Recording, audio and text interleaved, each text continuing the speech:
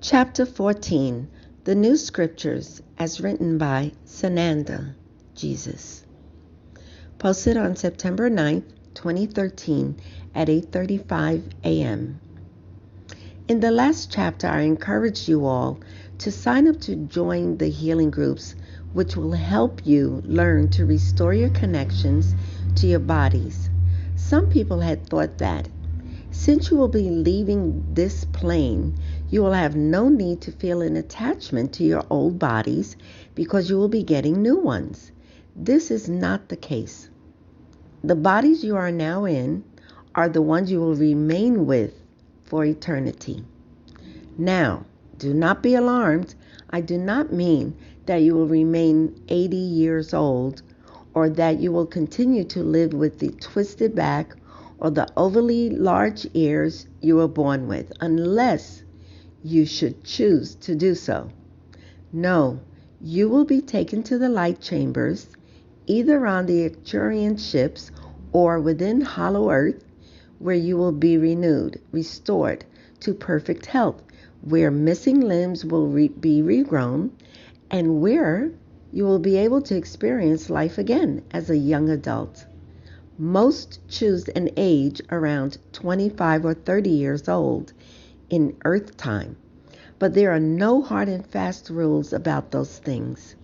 You may choose your height, your shape, your coloring, and your facial features. Many will want to keep something of the way they look now in order to be familiar to those who may still remain in lower dimensions. It will be helpful for them to relate to you if there are at least some similarities to the person you were. However, this is a matter of personal preference. Your soul energy will be recognizable to anyone who has known you in this life. We each carry a particular signature energy, your essence, which is a combination of your thoughts, feelings, and physical presence, as no two beings are alike. So, you see, no one will be left behind because you will be able to return to Earth if you wish to help those who have not yet absorbed the lesson on hand, which everyone must eventually make the transition to the fifth dimension, and the sooner they do so, the better. Meanwhile, Mother Earth will hold herself with the help of a powerful galactic presence in such a way as to allow those who are still in the third dimension to continue in that way until they have ascended. As many of you have understood, it is a matter of cosmic law that nothing remains static. All energy in the universe is in motion. Therefore, it will not be possible for Mother Earth to remain in this holding pattern indefinitely. There will come a time when all must choose to ascend or be taken elsewhere to continue incarnating as they wish. This is not punishment, nor is it a failure. There may be some younger souls who choose to continue their lessons rather than ascend. This is the individual choice made between the higher self and God. The decision will come not because they have failed, but because Mother Earth must move on. All who remain on the earth at this time are capable of learning the lessons needed to ascend. As we have told you earlier, all the reptilians who are dedicated to evil have been removed. There is no one left who cannot be restored to the light through the force of their own free will. There may be some remaining who have been so steeped in the dark practices of the Cabal that they are reluctant to give up on their promise or having power over others, but their wishes will not come true in the new golden age. The balance has already tipped, dear ones. The light is increasingly on the planet by the minute, and you are responsible for its power. You have created a network of beacons which will shine out across the land, drawing others to your side, and with them come others. The waves of individuals moving forward to ascension. And ascension will become so visible and so compelling that there will be a tipping point. As soon as everyone knows of several people who have left and come back healthy, happy, and young, their glowing presence among them is apparent to all. Everyone will begin to work in earnest to raise their vibration. There will be tutors, mentors, classrooms, and gatherings, places for all to study, raising your vibration. There will be our radio shows, Healing for Ascensions, and others will be teaching special energy techniques.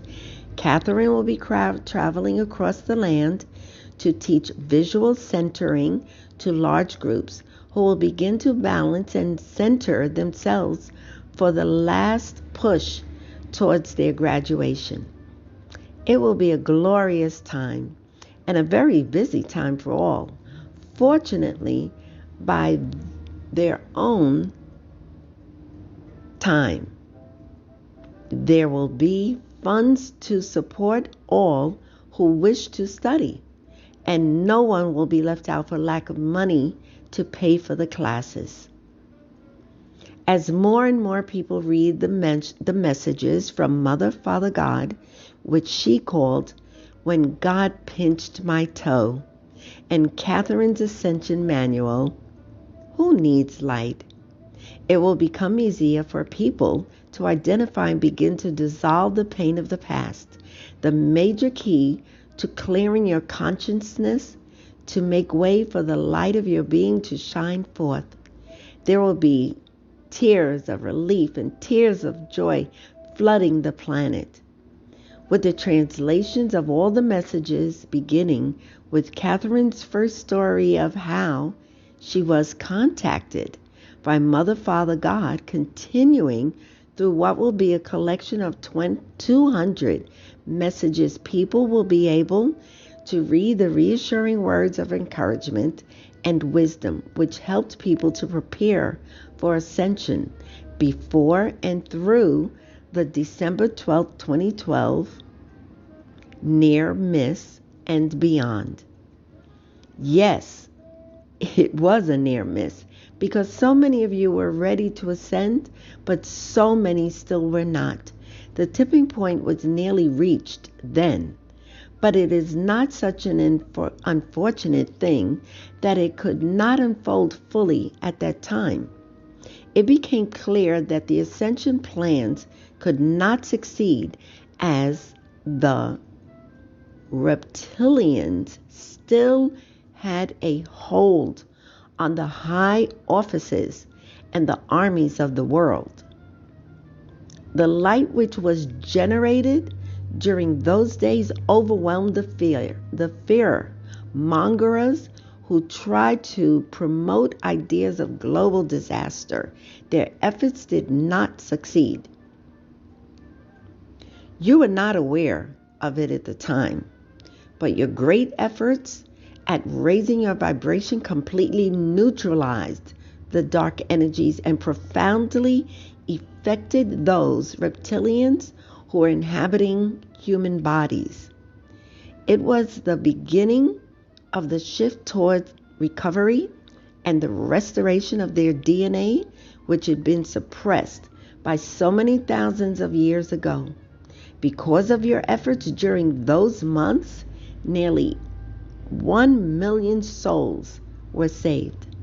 Mother, Father, God are still in a state of wonder at your heroic gifts and your success in rescuing so many of their beloved children from being dissolved into the great ocean of all that is. They are experiencing a period of mourning, for they love all their children, and it was painful for them to lose even one of them to darkness. But this was a course mitigated by so many of the joy of welcoming back so many who now have the opportunity to begin anew.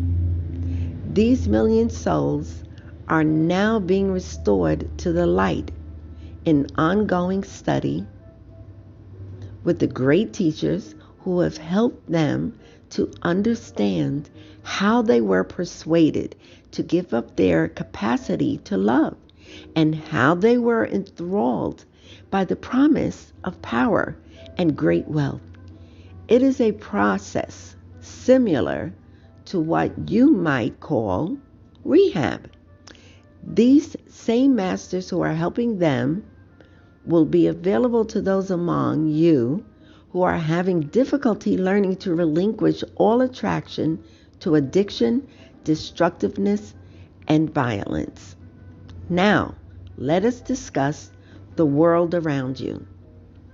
There are many elements which remain from the thousands of years of reptilian influence, especially in your hierarchical organizations, corporations, political parties, educational institutions, and so forth. Think of the unpleasant encounters you have suffered in the last month. Most of them probably occurred in the context where there was no real personal contact or where the structure itself provides anonymity. The man who responds with violence in an incident on the highway would more likely to respond with nothing more than a grumpy, "Watch it," if you bumped into him on a sidewalk. A boss who is rude to his employees under the protection of a corporate structure is less likely to do so when his own evaluation is being overseen personally by his boss. The layers of hierarchical structure especially provide isolation and anonymity for those at the top. The legal structure of a corporation is specifically designed to protect the officers who make the decisions from legal prosecution for the actions of the corporation. This created a system in which irresponsible behavior was rewarded with greater profits, and the people who generated those profits could not be held responsible for abuses of any kind, such as massive pollution or labor abuses or unfair trade practices. The corporation itself could be fined, but this really created enough of a deterrent to stop the abuses. It did encourage greater secrecy, and so clever and intricate accounting practices and shadow ownership arrangements became the favorite ploy for companies which wished to continue their unfair and immoral practices. All this is coming to a grinding halt. A sudden shift in the playing field has created a firestorm of panic in the ranks of the cabal, where the minions have also been provided at least the illusion of the protection as long as their bosses did not turn on them. The reptilian bosses are suddenly gone, but the structure remains, and there are still human wannabe trainees who would have been eager to take over were it not for the out of left field Papal decree.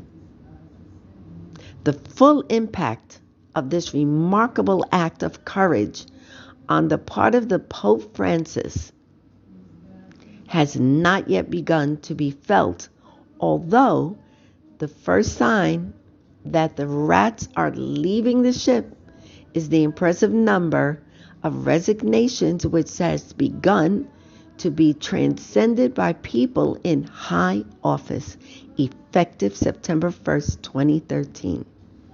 This date is the deadline stated in the Papal Decree, which declares that any individual who has worked in capacity under the auspices of the Holy See will not henceforth be deprived of immunity in any legal proceedings and will be open to prosecution for crimes against humanity. This is a simplified description of the import this decree carries. I recommend that you read the decree in its entirety. Along with this analysis, which makes it clearer on the website freedomclubusa.com. While it may seem at first glance that this is no concern to anyone that employees of the Vatican, it is not so. By the same Labyrinthine process which protected banks from prosecution in the economic meltdown of 2008 through 2009, the corporations of the United States, Canada, the UK, and many other countries are under legal jurisdiction via Admiralty law of the United Kingdom, an arrangement which has remained in effect since England settled the 13th colonies, and the colonies themselves adopted Admiralty law in its courts and legal systems. These laws remain in effect to this day, including the decree which ceded ownership of all lands to be settled in the New World to the Virginia Company, a British company. In tune, the UK is controlled by the Vatican, a matter of some secrecy and discomfort, but well known by those in power. This situation remains in effect from the time of the Norman invasion in 1066 AD. It has been allowed to continue by agreement of the royal family for purposes of controlling great sources of power and wealth through the very unholy alliances. The implications are even more far-reaching. Why would Ben Bernanke, the chairman of the Federal Reserve Bank and one of the most powerful men in the world, suddenly resign? Because corporations will no longer offer immunity to their executives. And Janet Napolitano, head of Homeland Security for the U.S., because the United States is a corporation under Admiralty law and are the towns, cities, and states in the most of the United States. And so the plot begins to unravel. It is a delicious irony, is it not? That the towers of wealth and power will be toppled by the one who had been most unlikely to have done so? It never occurred to anyone in the past 1,000 years that the Pope himself would pull the string which would bring the house of cards to the ground.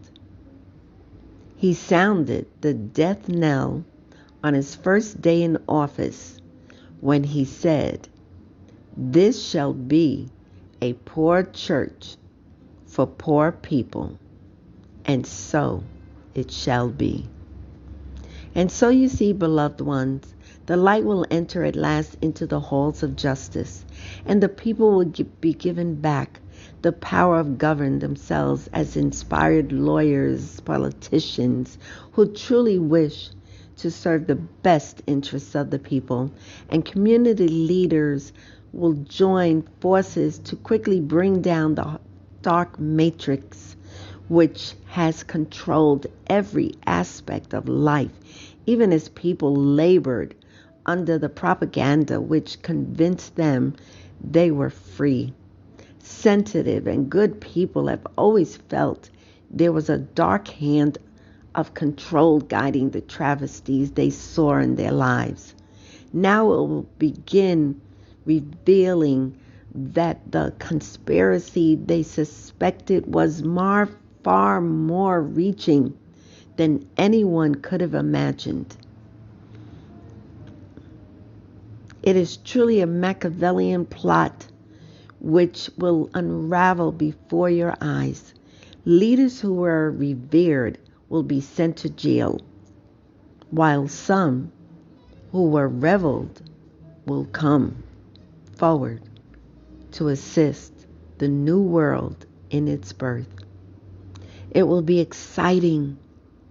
It will be exhilarating, new beginning, one in which every individual will find his or her path and will bring forth their own brilliance and creativity to the table as new structures, systems will be built which will truly allow every individual to bring out their truly wondrous nature in the light of love, justice, harmony, compassion, and true freedom.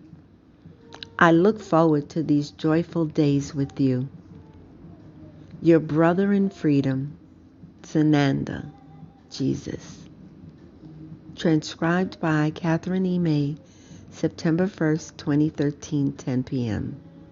www.honeedslight.org